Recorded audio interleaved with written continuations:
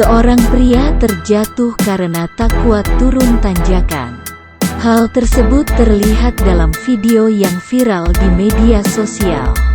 Video tersebut diunggah oleh akun Facebook @lilik_setiawan, Selasa tanggal 9 November tahun 2021.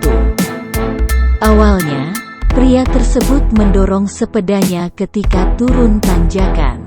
Ia terlihat berhati-hati saat berjalan karena tanjakan yang cukup terjal.